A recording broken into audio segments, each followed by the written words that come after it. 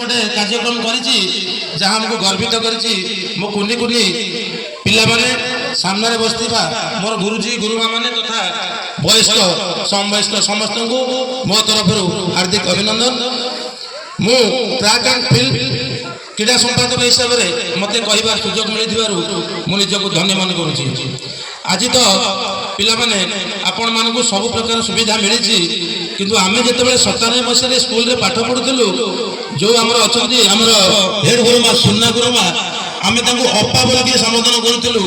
सेतेबेले गोटे गछ मेले आमे पढुथिलु कोन स्कूल रे भित्तिभूमि नथिला जाउ सेही मानकर आशीर्वाद से मानकर भल पाइबा से मान छात्र माड़े आमे आज अंतत यही स्थान रे कहबार टिके सुजोग मिली।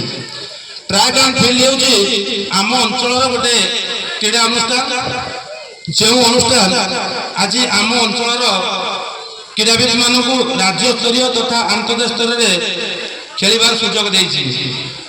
मुझे ये आपण कहबी आपण जो पाठ भी पढ़ुं सार सार कहते जदि पढ़ा भल होनी मन खराब कर आम बहुत प्रकार व्यवस्था अच्छी क्रीड़ा भी अच्छी क्रीड़ा क्षेत्र में आम भी नाम जश सहित अर्थ भी कमे पार जहाँ आउ जन सार कहते ज्योति सार इंटरव्यू कथा मुझे देखी कंचा चूड़ा सिझे से खाऊले भिजे खाऊले आज डेट रे 15 कोटी टंका से क्रीडारू आय कर जहाँ सार कहते मुझे देखी।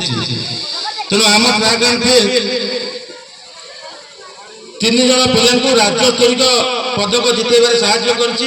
आ 3 जन पिला आज राज्य स्तरीय पदक जितछन्ति रानी प्रधान सूरज प्रधान और संतोष देवता आपण माने प्रति मीडिया रे नाम भी सुनिथिबे। हमर जी अछन्ति उपमुख्यमंत्री श्रीमती प्रभाती परिडा तांको भी संबोधित करछन्ति। विश्वजित भोई 17 वर्ष कम बालक विभाग रे रानी प्रधान 17 वर्ष कम बालिका विभाग रे आकाश कांडी 14 वर्ष कम बालक विभाग में जिला स्तरीय दौड़कूद प्रतियोगिता चैंपियन होई राज्य स्तरीय दौड़कूद योग्यता अर्जन कर। आज मुझे मंच गोटे कथा कहबी जेहेतु स्कूल मो स्कूल आम स्कूल तेणु आज जो 2 जन चैंपियन हेबे तांको आम ट्रैक एंड फील्ड तरफ संपूर्ण मागणा प्रशिक्षण सहित राज्य स्तरीय और अंतर्जातीय स्तर में खेलने जहाँ भी साहाय्य सहयोग दरकार आम ट्रैक एंड फील्ड चेष्टा करें कथा देव। जय जगन्नाथ। आउ थे मो गुरु मान प्रणाम जनाऊँगी।